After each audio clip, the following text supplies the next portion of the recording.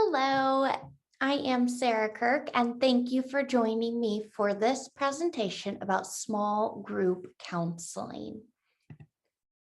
A little bit about me. I am the school counselor specialist at the Oklahoma State Department of Education. You can see here on this slide some of my training and experience. I am a fierce advocate for comprehensive school counseling, and I'm really grateful that you have decided to join me today to learn more about implementing small groups into your comprehensive counseling program. I work for the Student Support Department of the Oklahoma State Department of Education, and we are a group of professionals dedicated to providing student support. So you can see here everything that we do, and our big goal is to support schools, families, and of course, our students. So let's jump into today's presentation. Today, we're going to talk all about small groups and how we can implement them into a comprehensive school counseling program as defined by the ASCA, the American School Counselor Association National Model. So you can see we're going to talk about how small groups fit into that national model, the different types of small groups, how we can determine appropriate participants for small groups, preparation for those small groups. And then, of course, we want to be able to assess our small groups to see what works and what didn't to plan for the future. We'll also touch a little bit on when small groups are not appropriate. As always, I like to give this reminder when we're talking about comprehensive school counseling. It is not done overnight. I do not want this presentation to overwhelm you. I don't want you to fear that if you can't do it all, you shouldn't do any of it, because as I always say, any step towards comprehensive school counseling is going to better serve your students. So even if we can't do every step all at once, that is okay. It is better to do some than to do none. So today we're going to hear about comprehensive school counseling programs and implementation of small groups as defined by the ASCA National Model. So of course, that means there's going to be a lot of steps and a lot of instruction involved in how we implement these small groups. But again, they don't have to be done just like this to be done. This is what I would consider the best case scenario. But if you need to make them fit what works for you, of course, that is okay. Again, remembering that some steps towards comprehensive school counseling are better than none. All right, so let's jump into how this fits into the ASCA National Model. And just as a little plug, if you haven't watched the webinar about comprehensive school counseling, the overview, then please watch that as well. If you're not familiar with the ASCA National Model, that will give you a good foundation for this presentation. So if you want to go back and watch that one first, that would probably be a good first step if you're not overly familiar with the ASCA National Model. All right, so just as a quick review, the national model is a framework. It is not a how-to, but it is an overall framework that outlines the components of a school counseling program. And the type of school counseling program that is outlined in the national model is data-driven to support student achievement, attendance, and discipline. You'll see there in the square the 4 components of the national model, which are manage, define, deliver, and assess. We'll talk about each of those today. And again, there's more information in the other webinar. So when we have a comprehensive school counseling program that is based on the ASCA National Model, like I said, our decisions are data informed.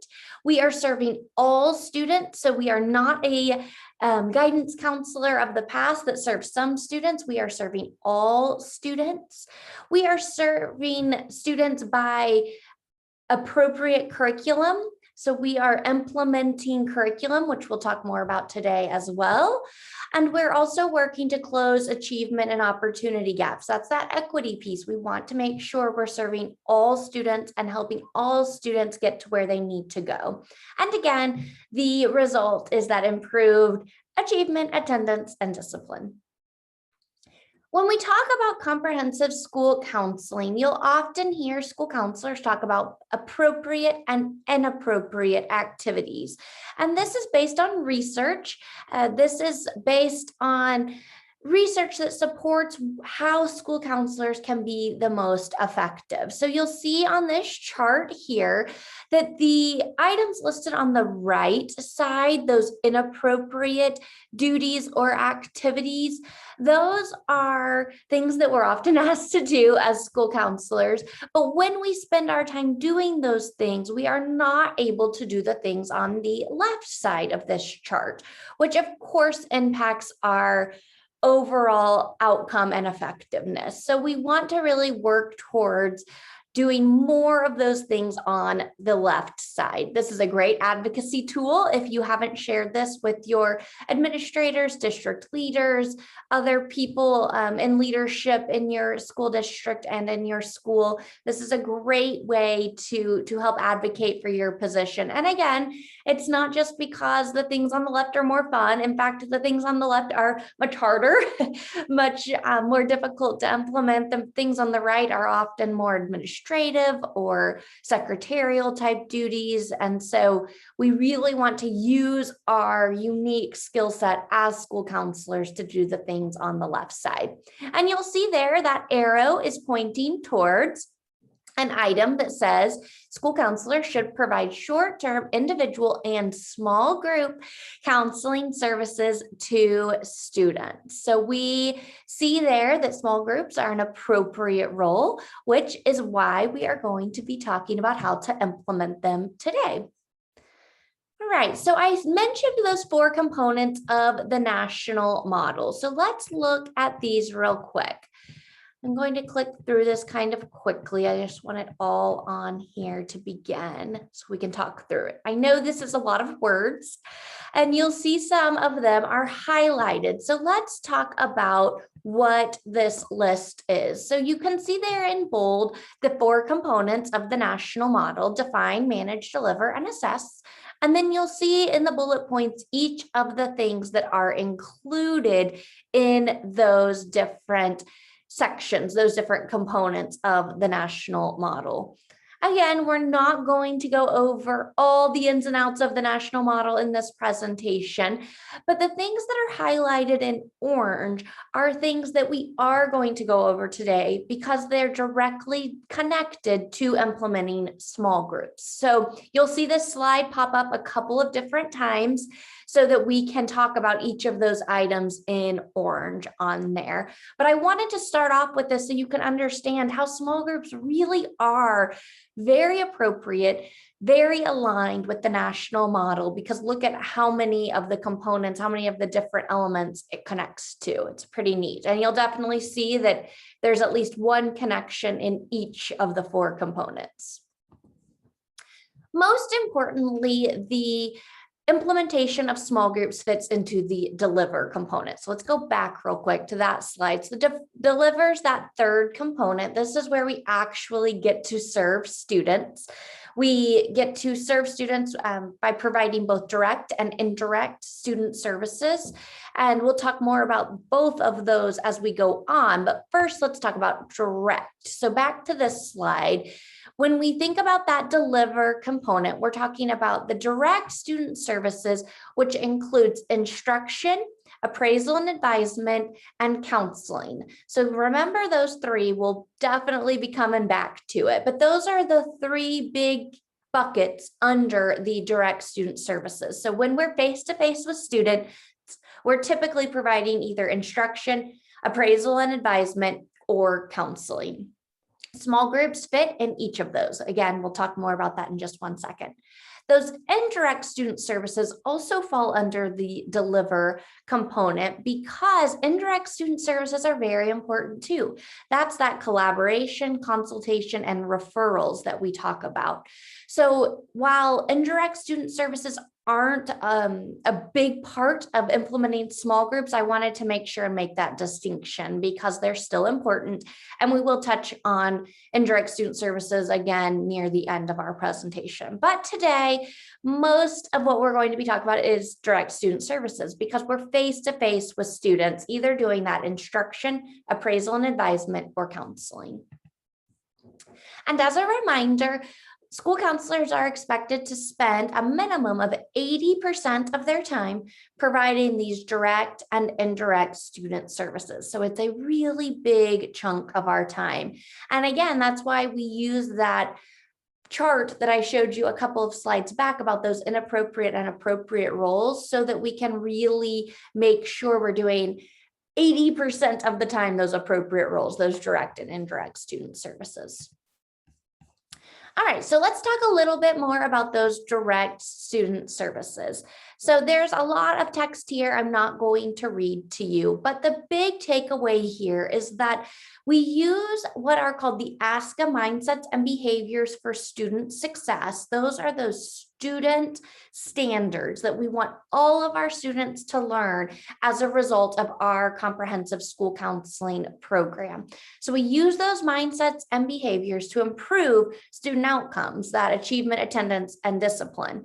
And so when we look at our data, we see where the need is, then we can help align the mindsets and behaviors to the need and then deliver direct student services to fulfill that need.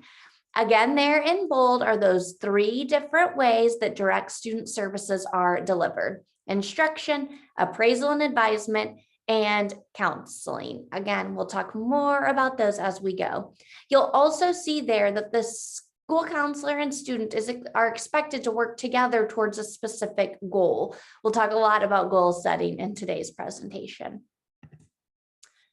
I love this quote, so I just wanted to include this here as we continue talking about how small groups and direct student services fit into the national model and into our comprehensive school counseling program, because as school counselors, this is exactly what we are trying to do. We are working on a solution. We are putting effective interventions in place like a small group to help meet the needs of our students.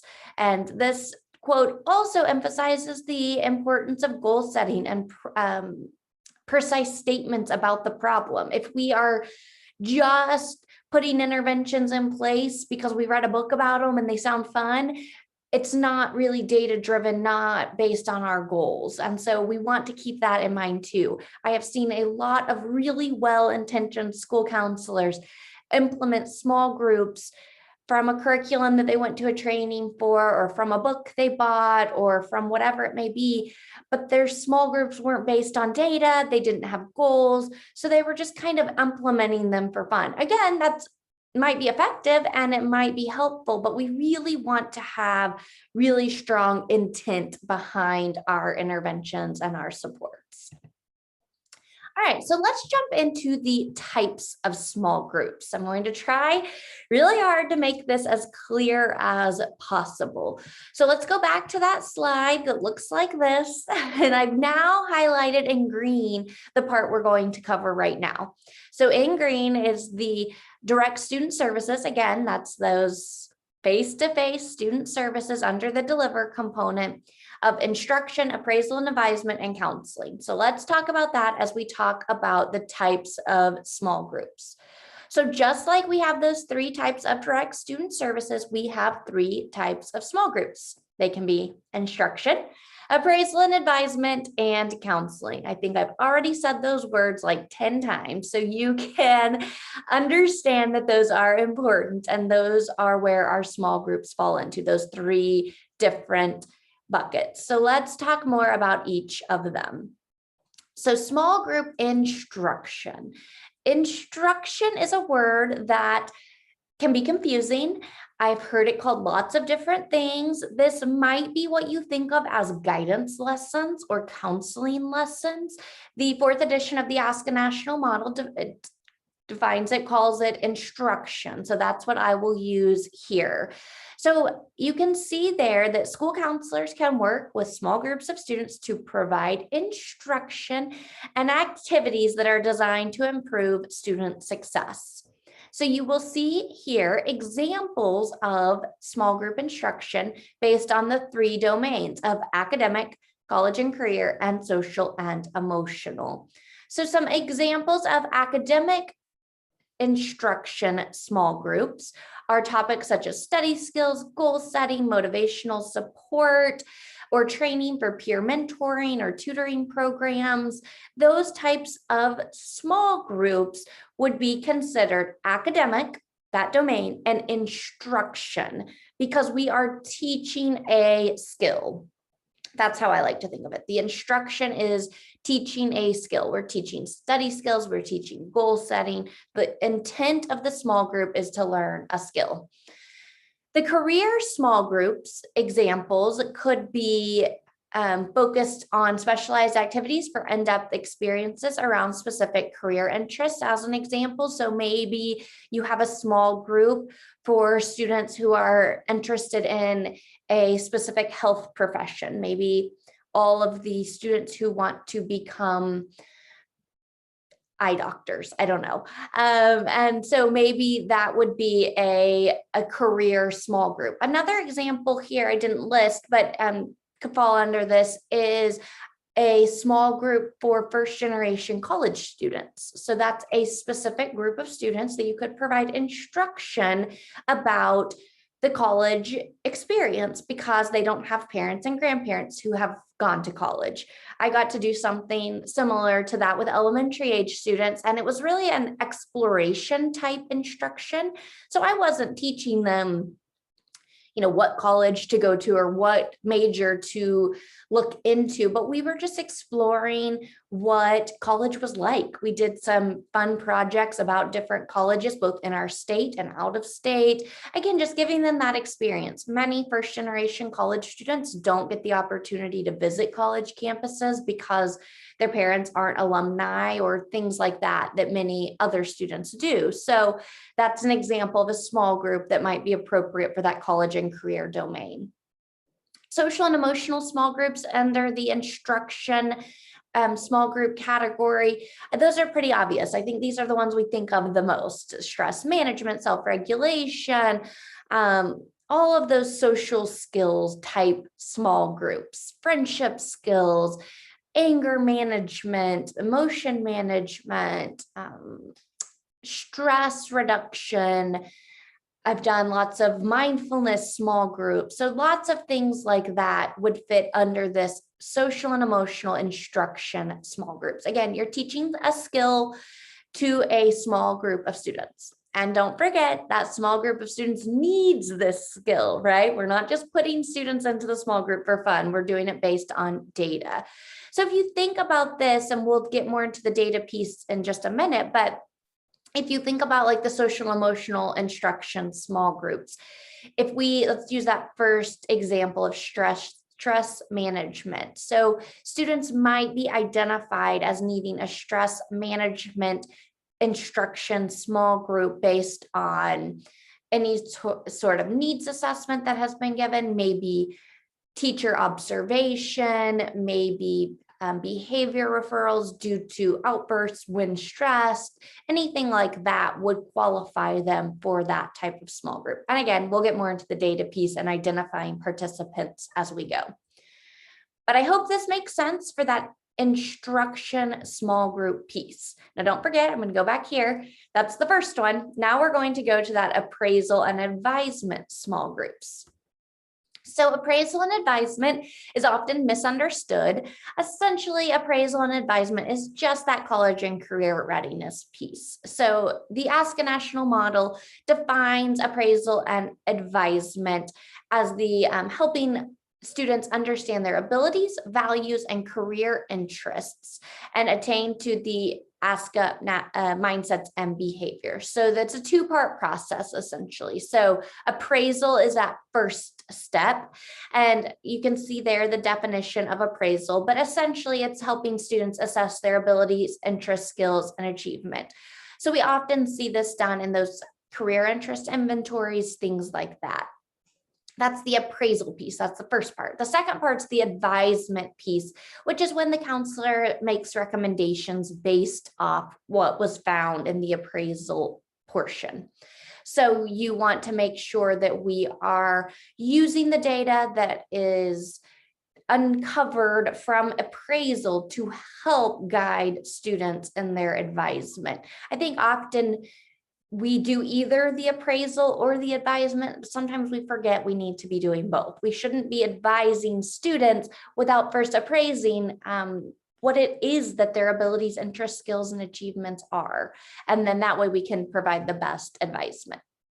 So just like we talked about with instruction, appraisal and advisement can be led in small groups. So this looks a little bit more like what maybe if you're in a state, I'm in Oklahoma, and I know many of you all are as well. So if you have ICAP implemented in your school, then a lot of the ICAP requirements can be done in small groups, and those would be appraisal and advisement small groups. So as you are working with students on those ICAP plans, you could put them into small groups to help with either that appraisal or advisement piece or both together, maybe with people with similar interests, maybe people that are on a similar track, different things like that.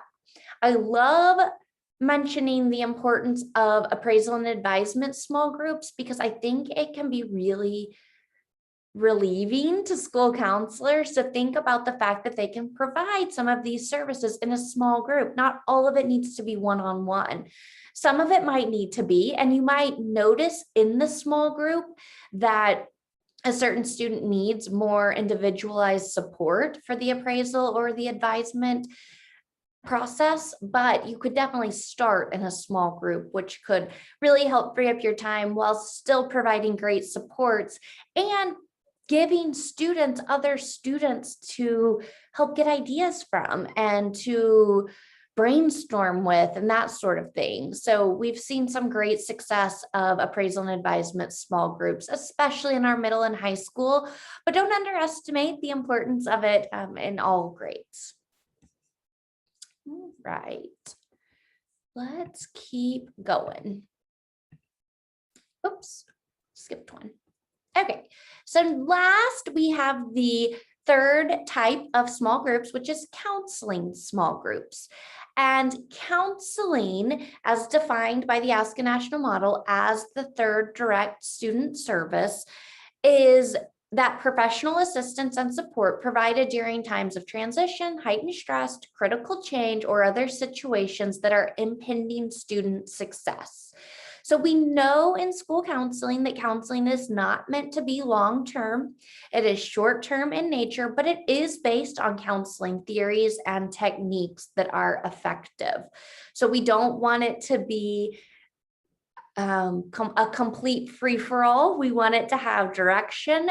We want goals. We want theories. We want techniques. We want it to be thought out. But we also know that it needs to be short term. And if it needs to be longer term, then we need to make a referral. And we'll talk more about that in just a bit. So that's counseling as a whole. We typically think of counseling as individually, but just like instruction and appraisal and advisement, counseling can be done in a small group as well.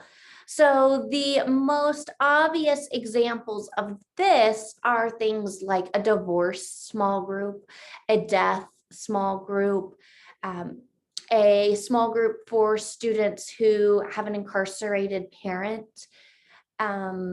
maybe even a foster care small group, students who are in the foster care system. So different things like that might be more appropriate for a counseling small group. These are typically a little more therapeutic in nature, but again, keeping in mind that in the school counseling setting, we want to make sure we're still providing appropriate school counseling services. If the small group is becoming so therapeutic in nature that it seems inappropriate for the role of the school counselor, then we would want to make a referral. So making sure that we keep it in the appropriate bounds of the role of the school counselor. But this is definitely an appropriate role. Again, being able to work with a group of students helps you with your time, but also helps students understand they're not experiencing these hardships alone. There are some really great curriculums out there that can help students through some of these difficult situations in a small group setting. So that would be the third type of small group, is that small group counseling. So we've gone over all three: instruction, appraisal and advisement, and counseling small groups. And you'll see here on this chart from the ASCA National Model that direct student services is in the first column. And then in the second column, you'll see those three areas we've just gone through: instruction, appraisal and advisement, and counseling.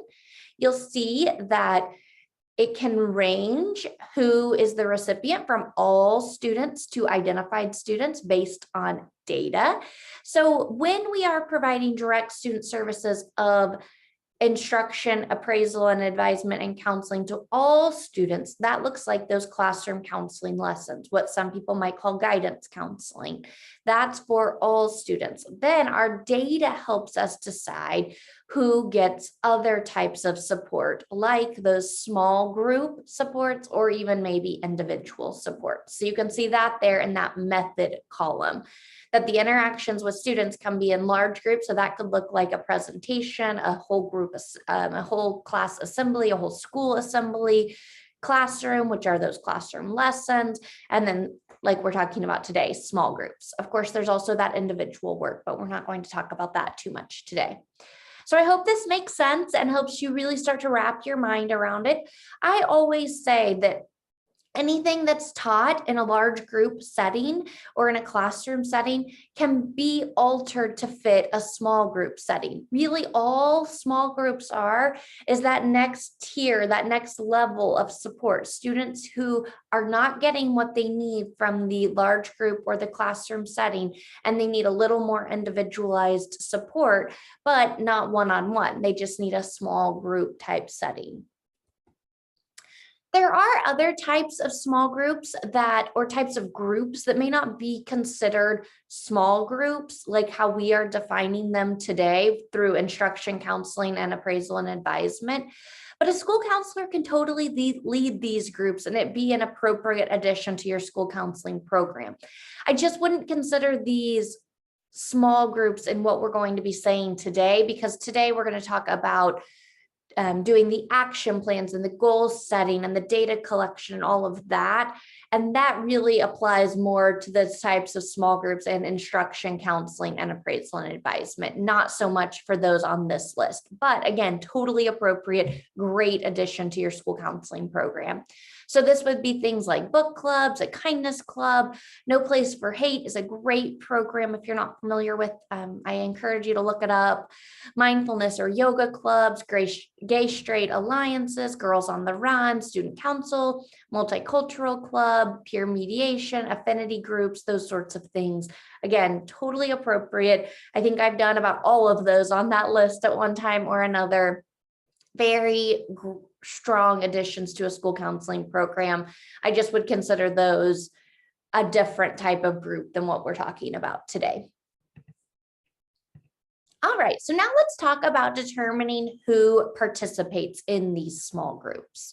I love this quote because it really defines comprehensive school counseling. We are not just pulling people out of the river. We are going upstream and finding out why they're falling in. That's what our small groups are doing. We're not just being reactive. We are putting supports in place to prevent people from falling in, to be preventative. And that's what our small groups can do.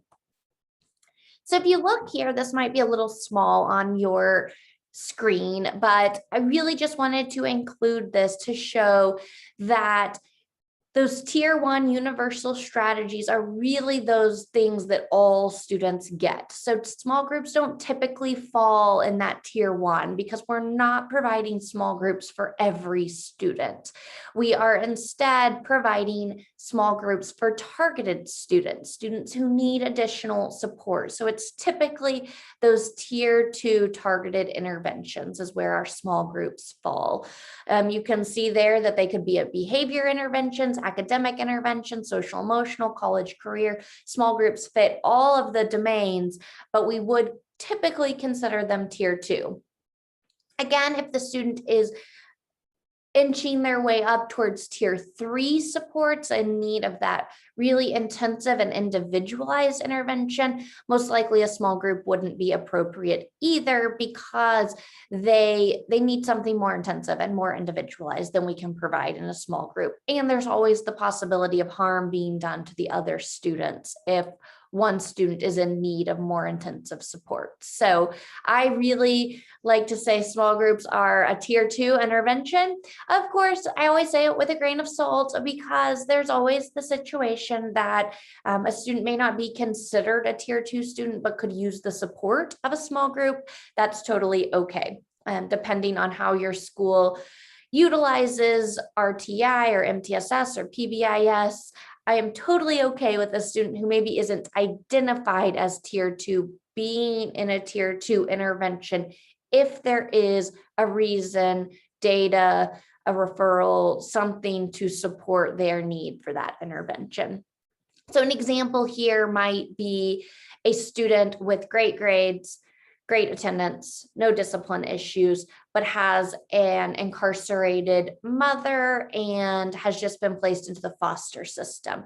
They may benefit from some sort of counseling small group, even though they're not necessarily rising to tier 2 in academics, attendance, or behavior. So if that makes sense, I hope it does. But I'm always flexible with the tiers because I don't want a student to not get support that could be really helpful. Again, keeping in mind that if we can be preventative, then we won't have to do reactive type supports if the student starts struggling in one of those areas. All right, so to select participants, the best way to go about it is data. So we can collect data from those 3 domains: academic, college and career, social, emotional. So it can be based on grades, test scores, graduation rates, on track for graduation, those college and career type things that are determined based on the appraisal piece. Maybe they're identified through some sort of screener or something like that. And then of course, social and emotional, we see that all the time. That's where we see difficulty with those social and emotional skills, and that is often seen through behavior referrals, discipline, things like that. So you can see there some of the examples of the data from those 3 domains might be, like I mentioned, behavior referrals, test scores, attendance is a big one. I already mentioned the example of first generation college students. So we can gather that data and select participants based on that. That is probably the best and most effective way to select participants, but we also know there are other ways, like referrals. So often a teacher might refer a student to a small group, or a principal might make a referral, or a parent or caregiver might make the referral. So if we get that referral, we want to do what we can to support that as well. This might be when we're able to be a little more preventative. So maybe the teacher sees a student slipping a little bit. Maybe the grades don't quite show the need yet, but a teacher is very concerned because they see a change in behavior in that student. A small group might be a really appropriate intervention to put in place to try to prevent things from worsening. Same with principal referrals. I worked with a wonderful principal who, when she would start to see behaviors pop up with students that seemed unusual and not what we were expecting, we would try to get them into a small group so that we could again be in that preventative lane and help put supports in place for that student before things got any worse and before we had to just be real reactive for the student. And then of course, caregiver referrals. We often get referrals from parents and caregivers, and we want to do what we can to honor those if it's appropriate. Of course, making sure the parent understands that small groups are technically a tier 2 support. So if we really don't feel the student is appropriate, trying to talk through that with the caregiver, but often they know more than we do, and we want to honor their expertise about their child. And then we also want to use your expertise to select participants. So like I've mentioned, students in foster care with incarcerated parents, those who have experienced death or divorce, or if you've observed things in classroom lessons or throughout the school that you think might warrant a small group, then use your expertise as well. So that data is really important. We want to be data driven, but we also know that the data doesn't tell us everything. So making sure we take into consideration those referrals and our expertise when selecting participants as well. And when done correctly, we can run a lot of small groups. So it doesn't have to be just, well, we've only got 6 spots. We can run more than that, and we can keep them going to support more students. So I always like to mention that, yes, data-driven, so important, but also don't forget about the vast expertise within our school with our educators and our caregivers to really help us see potential problem areas and help support those students. Another quote I love: when a flower doesn't bloom, you fix the environment in which it grows, not the flower. So we often think about the environments that we're putting our students in. And when we see students struggling in that environment, we want to do all we can to fix that environment and to support that student and to maybe help that student skill build, but help them meet them where they're at as we're doing that. So we're not just saying there's something wrong with you. We are addressing the situation as a whole. All right, so preparing for small groups. This is always the questions I get asked. I'm sure you've been waiting for this slide to pop up, all the details. So here are some details to help you wrap your head around what these small groups can look like. So the size, a small group is typically up to 10 students, but you can see there, I prefer much smaller than that if I'm leading it alone. I am elementary school counselor at heart, so especially with those younger students, you don't want 10. That could be a disaster. But I prefer 3 to 6. It varies based on school counselor. ASCA National Model says up to 10. So keep that in mind. Definitely depends on what the topic is as well. If it is an appraisal and advisement small group with high school sophomores who all scored similarly on a career assessment of some sort, you could probably have up to 10 because they've learned some self-control and you have a topic and it's will likely be pretty easy to control the group.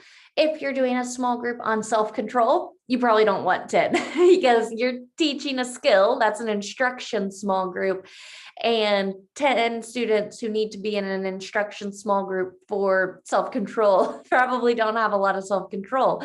So you don't want to put them all together at the same time. That's when I would do like 3 maybe.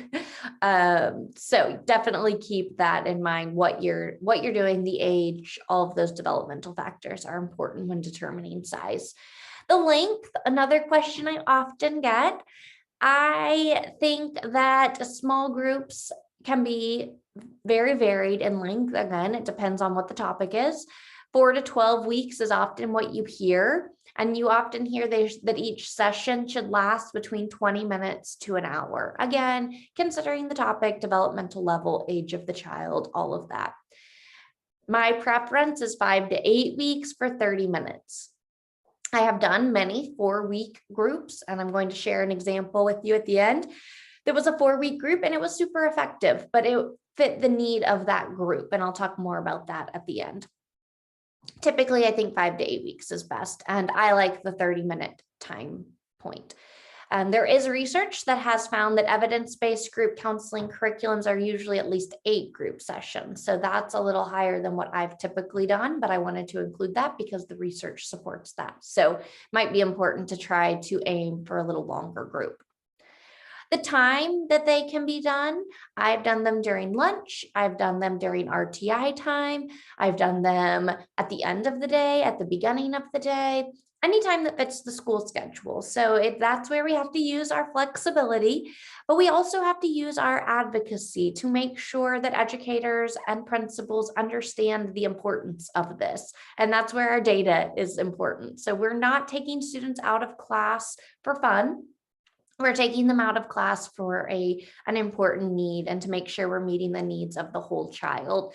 So being as flexible as we can with the time, but also making sure that other educators understand the importance and help work with us on finding a good time. I've found that lunch can be a little difficult, just to be completely honest. I think that if students are trying to eat lunch at the same time, it's just hard to get much done. So if it is a instruction group, likely you're going to have activities, and it's just really hard to get much done when you're doing it during lunchtime. My favorite time has been the very end of the day, kind of that closing time. Students bring their backpacks to my office and can dismiss from there, and it just allows it to be good, uninterrupted time that typically doesn't take away too much out of the classroom time. Caregiver permission, another question I often get asked. And unfortunately, there's not just a super easy catch-all answer to, do you require a permission form for small groups? Each school district is very different. Each school is very different. So I strongly encourage you to check with your school district and your school principal. I will say, in my experience, that I have nearly always done just an opt-out permission form. So I did not have to get it back, because that can be difficult, as we know.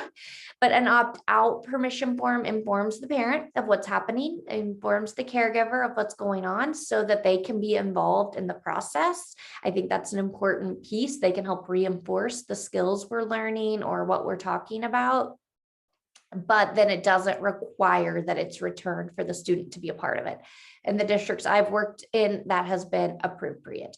But again, please, please, please check with your specific school and your specific district to make sure you're following their protocol. There also are school districts that include something about this in their beginning of the year paperwork that parents and caregivers sign. So that might be something that could be helpful. Then you don't have to worry about it, because the parent is opting in to all school counseling related services at the beginning of the year. Of course, if that's the case, you want to make sure that the students that are in the small group have opted in, make sure they haven't not signed that form, because then you could find yourself in a sticky situation. How to determine the topics? Of course, again, that's based on data and on need. We don't want to just say, I found this great book and I'm going to do a small group on it, if it's not needed. So really making sure our topics are needed and being flexible to create topics as the need arises. I know that I did some groups that I never anticipated doing. I did a test preparation, stress management type group that I didn't intend to do, because I sometimes like to pretend like state testing just doesn't happen. And I didn't plan that. It wasn't in the beginning of the year plans for me, but we had a lot of students that were showing extreme stress and anxiousness in relation to state testing. And so the need arose, and we saw the behavior and attendance showed that need was there too. So we used some data to support that as well. So I found some supports in curriculum and created a small group about that. So we sometimes have to be willing to bend a little bit and meet the needs of our students. Speaking of topics and curriculums, that's also a hot topic of how do I determine what I teach in these small groups. There are great curriculums out there: Skills for Social and Academic Success, The Incredible Years, Why Try. Those are 3 I have actually never used, but I have heard great things about in a small group setting. Second Step, many of you are familiar with, and that is one that often is taught in whole group settings, but it can be adapted really well for small groups as well. I have done that with great success. One of the great things about that was that it reinforced skills that they were learning in the classroom, because the classroom teachers were teaching the full Second Step curriculum, and then I was adapting the curriculum for a small group setting. It wasn't just a complete repeat. I didn't do the exact same activities, but I was using the same skills. So it was a good way to reinforce what they were already learning. Then there are, of course, lots of other options out there. There are tons of books, tons of resources. If you use something like Teachers Pay Teachers, I just encourage you to make sure it is aligned with some sort of standards. So making sure it's either aligned with ASCA Mindsets and Behaviors, or CASEL competencies, or Teaching Tolerance has a new name, Learning Social Justice, or something like that. But they have great standards they can be aligned with. So making sure, if you choose one of those, that it is at least aligned with standards. And of course, evidence-based curriculums are best. So if you go to the CASEL website, they have a great list of evidence-based social emotional learning curriculums. Then the What Works Clearinghouse has a great list of evidence-based curriculums as well. I encourage you to use some of those when determining a curriculum. I always get asked, what if I don't have any money to buy a curriculum? Some can be expensive, but many of those are free of charge. So look into those and see if you can get some of those that are free of charge and adapt them to the small group setting. Like we mentioned at the beginning, a small group is essentially just a smaller group of students who need more individualized support on a specific topic. So it can be a curriculum that is meant for a whole group, and you can just adapt it to the small group setting. It doesn't have to be completely created for the small group setting. I also do a lot of adding things to curriculums. You can probably see behind me, but I have quite the collection of children's books, and a lot of curriculums don't include stories, but I always do. And so you can add those in pretty easily and supplement them with different things that you already have and that you know are great supports for students. All right, so let's jump back into our alignment with the national model. So you'll see here in green are a couple of different components of the manage component. So we have school data summary, annual student outcome goals, action plans, and calendars. So we're going to talk about how each of those are a part of implementing small groups as well. So let's jump forward. Oh, there we go.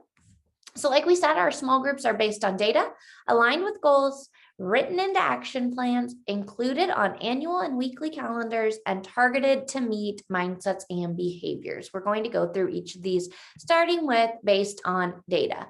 So we can use the school data summary to help us review our school data and then establish our priorities. So again, we're using that data to determine what we're doing.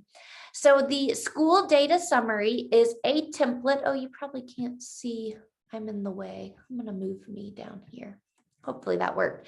So you'll see there in the corner that it says ASCA template, and any slide that has that on it means that a template is available, so you do not have to reinvent the wheel. So go to ASCA and search templates, and it will download an entire folder of all the templates, and one of them will be the school data summary. And the school data summary has you identify each of these bullet points, and it helps you to collect that school data that again will help guide your priorities and guide your goals. It can be really easy to do, but I do encourage you to work with an administrator through this, because you may not have access to all of the information you need. And so working with your administrator can not only give you the information that you might be missing, but also involve them in the process, which is a great way to collaborate. We know that school counselors use data for lots of different things, and this chart emphasizes that. And so you'll see there that using data helps us determine school counselor interventions, which is our small groups. It also helps us, well, you can read all of that. There are lots of reasons. So we want to make sure we're collecting this school data summary because of all of these really important reasons. This is another great chart to share with your administrators for them to really understand the how and why behind school counseling data and using that school data to drive our decision making. All right, so we also know that we want them to be aligned with goals. So our annual student outcome goals, again, you'll see the template icon in the corner. So this is a template that you do not have to create on your own. But the annual student outcome goals are statements that guide the implementation of school counseling activities and interventions. So again, these are just writing our SMART goals to say what it is we hope to accomplish. And then we can start talking about what we're going to do to accomplish those goals. We'll talk about that next. Of course, SMART goals are specific, measurable, attainable, relevant, and time-bound. We want to make sure we do each of those when we're creating these goals. And ASCA makes it super easy because they have this great template that adds in, all you have to do is just add into those blanks and it will make a SMART goal for you. It will make sure that it is specific, measurable, attainable, relevant, and time-bound. So great template to use. Again, just go to the ASCA website and it'll download it for you. So once we have those goals written, we have to figure out how we're going to meet them. And that is when our action plans come into place. Our action plans are essentially just a plan for how we're going to design and implement instruction. So an action plan is not just for small groups, it's for our classroom lessons and our individual settings as well, but it does include small groups. So you'll see that bolded there. So when we create a mindsets and behaviors action plan for our small groups, it will provide an overview of what that small group will look like, how that direct service will impact students. Again, it's a template. You don't have to recreate it, but it can really help you walk through what this looks like implemented into your school counseling program. And next, we want to make sure that they are included on our annual and weekly calendars. So our calendars, as a part of the national model, just tell others what it is that we're doing, what we're doing, when we're doing it, and where we're doing it. It is important to distribute and display these calendars. It can also be really helpful to translate them into other home languages so we make sure all stakeholders are aware of all of our activities. So you could have guessed, but this is a template. The weekly calendars and the annual calendars are already created. You just have to fill in your activities. So the types of activities you would put on a weekly calendar, you can see there. And of course, one of them is group counseling. Same with your annual calendar. Your annual calendar is a little more broad. And if you have other counselors you work with, you can have an annual calendar that you share. Our weekly calendar is individual, even if you work with other school counselors. But our annual calendar can be shared. So you can include small groups in there. It may not be super specific about the topics and that sort of thing because they may not be determined yet, but we want to make sure we include them so that our stakeholders understand that that is a part of our direct student services. And again, like I mentioned, there's templates provided. And lastly, we want our small groups to be targeted to meet the mindsets and behaviors. Again, those mindsets and behaviors help define the comprehensive school counseling program right up there in green under the define component. And they are already written for us. There are 7 mindsets listed here. And there are, I believe, 35 behaviors listed here, broken up into 3 sections.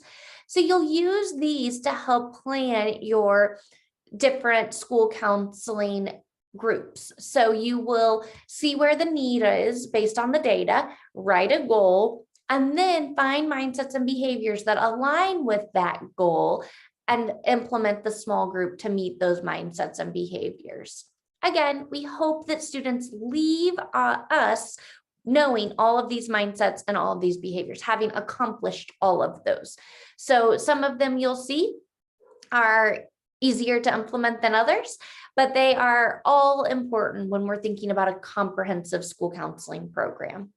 Most small groups will just have between 1 and 3 mindsets or behaviors aligned with them. And we'll talk about that when I show my example.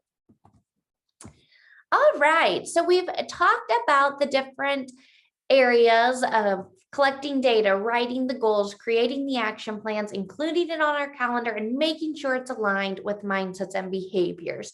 So now I'm going to talk just briefly about lesson plans. Lesson plans are typically used in classroom lessons. So it's when we are delivering a full classroom lesson, and writing a lesson plan, just like teachers do, is really important. Of course, there's a template. You can see the icon there, so we don't have to recreate it, but it really helps us to create effective classroom lessons that are well planned out.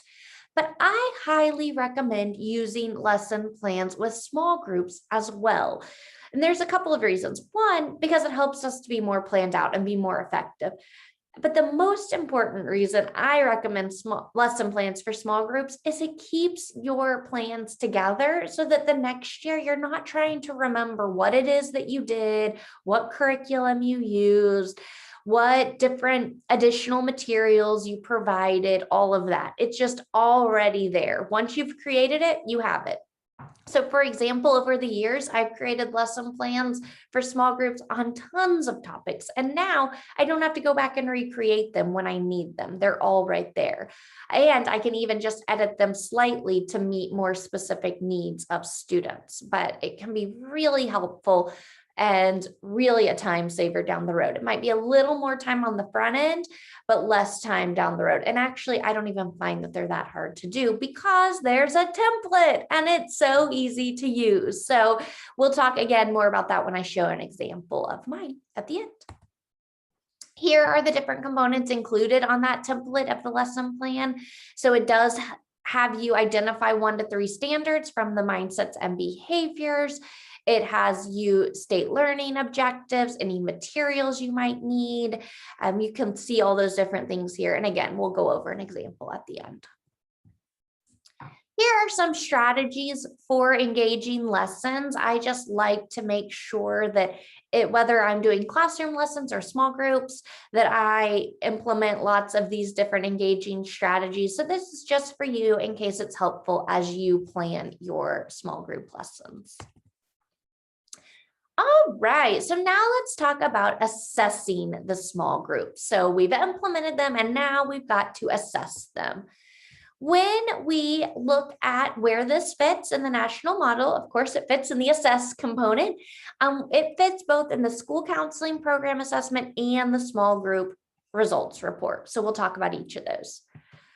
The school counseling program assessment is a list of things that you can review at the end of each year to see how your school counseling program is meeting the ASCA National Model.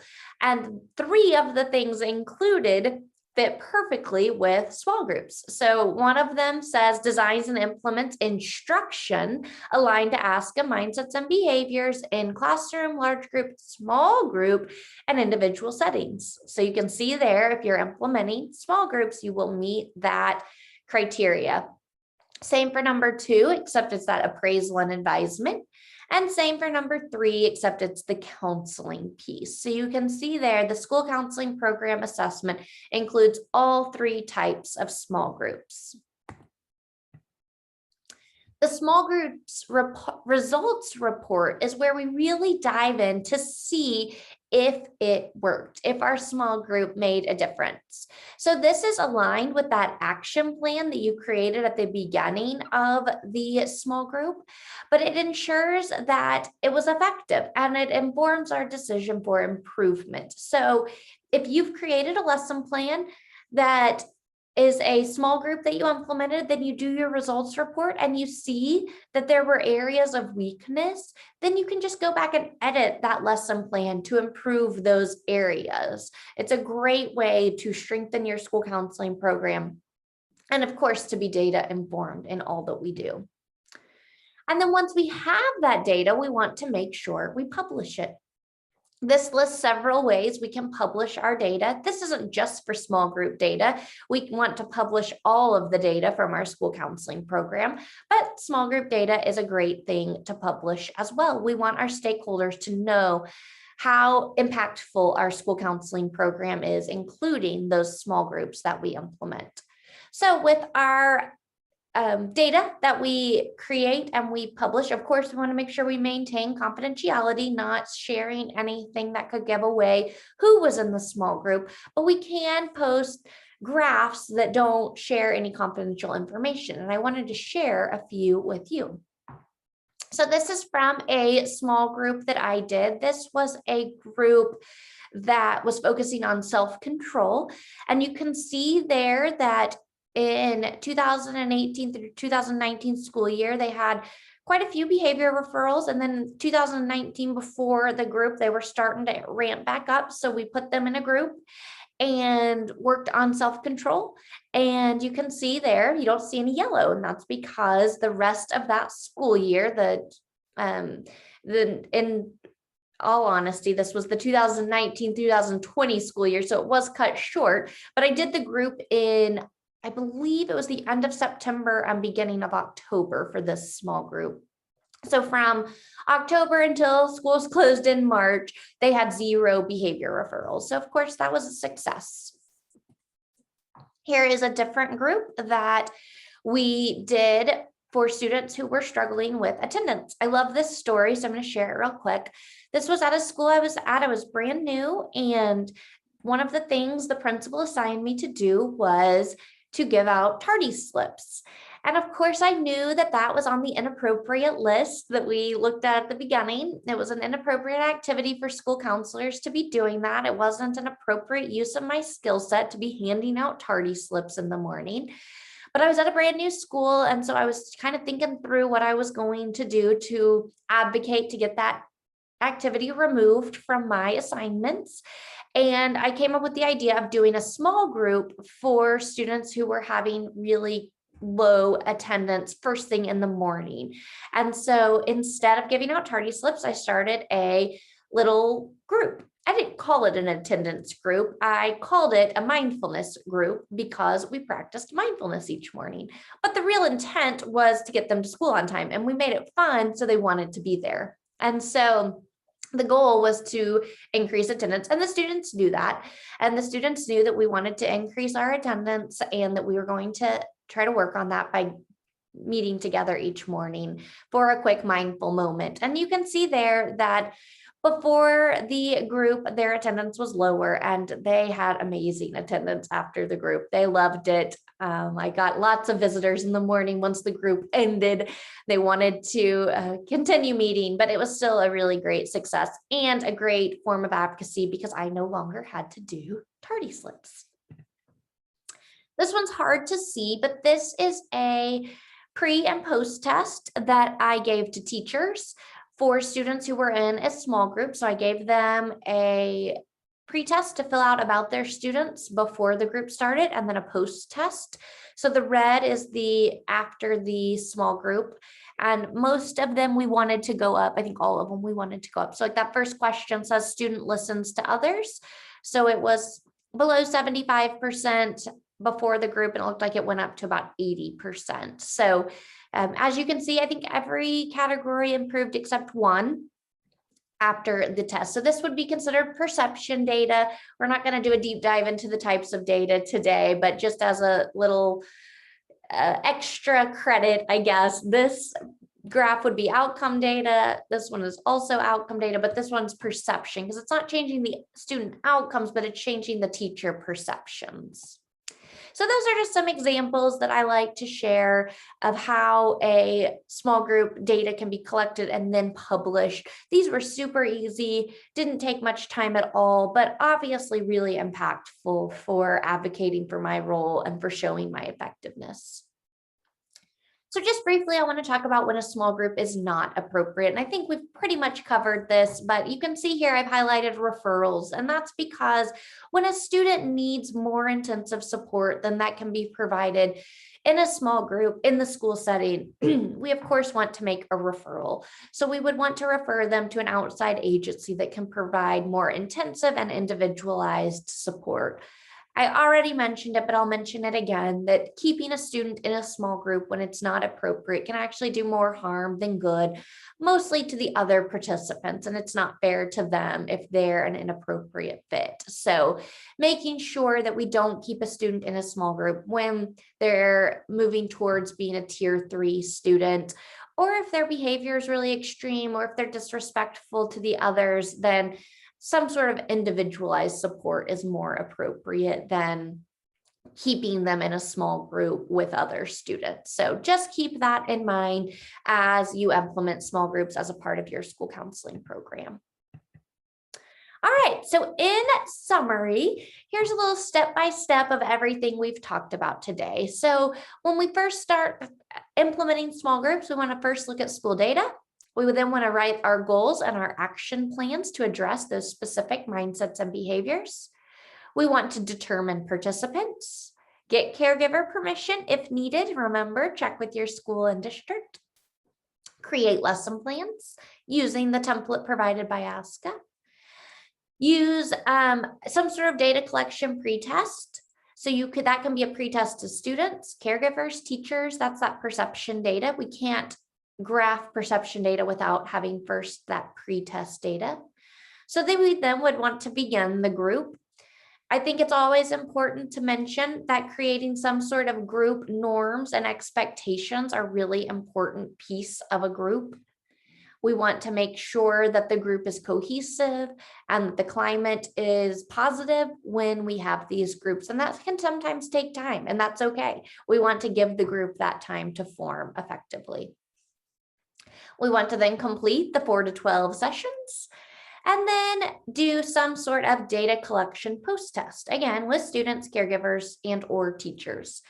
We also would then want to do the small group results report that would have us collect data that would lead to possible outcome data. So that data that shows how students are different as a result of the small group that was implemented. And the icing on the top of the cake would be when we report the results to our stakeholders. And if you have a counseling advisory, reporting it to them as well is an excellent way to make sure all stakeholders are aware of the amazing work you are doing as a part of your comprehensive counseling program. So, I love this quote as we wrap up. To remember to ask yourself, is it what is best for students? And the answer will always lead you in the right direction. That was always my main goal. Of course, everything we've talked about today has shown you how to use data and comprehensive school counseling and the national model to do what is best, but we also must follow our heart, and we must always keep in mind that if it's not what's best for students, we certainly should not be doing it. I really appreciate you all being here today and joining me for this webinar. I am so grateful for people like you who Mr. Rogers describes in this quote, the people that see a need and respond. I consider those people my heroes, and you are one of them. There is my email address and my work phone number if I can ever support you. Now, before we finish, I'm going to do a quick stop share, and then I'm going to do a quick reshare if I can, so that I can quickly share with you see if I can do it, the example I wanted to share. So maybe, oh, there's me again. All right, let me try this one more time. Oh, I know what it's doing. Okay, hold on just 1 second.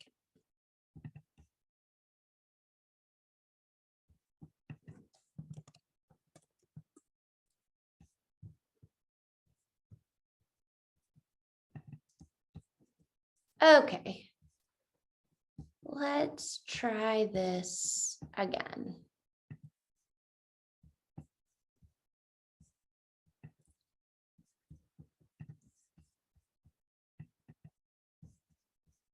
Nope.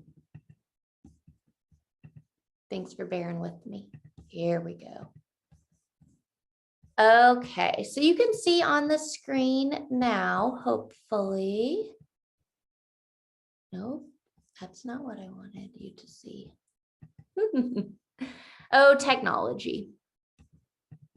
Okay, here we go. All right, you can see here a lesson plan from a small group that I did last year. And you can see here, it's the ASCA template that I used to create the lesson plan. The same template I used when I would create classroom lessons. But I just did each lesson, this being lesson 1, and then you'll see as I go on, each lesson of the small group. This was a short small group. It was just 4 weeks. And it was 4 weeks because of the needs of the student. They weren't super extreme. They just needed a little bit of additional support. This lesson was using the curriculum called Junior Journey of Hope. It was a curriculum that I was fortunate enough to be able to be trained on that talks about normalizing and coping with emotions. So this specific small group focused on emotion management, self-control, and self-esteem, which were all included in that curriculum. The curriculum was much longer, I want to say 16 weeks, and I really shortened it because of these students' needs. Of course, to stay with being research and evidence-based, I would have needed to do all 16, but I was aware of that and I still felt that this group just needed a short group. It was a kindergarten group. You can see here I've blacked out the names, but you can see that one of the groups was just 2 students. It actually started with 3, but one of them moved, but we just kept that same other 2 because I didn't think it was appropriate to add somebody halfway through, again, because of that climate and positive culture we had built together. So it was just a 2-person group, but it was still effective. With kindergartners, being small was helpful.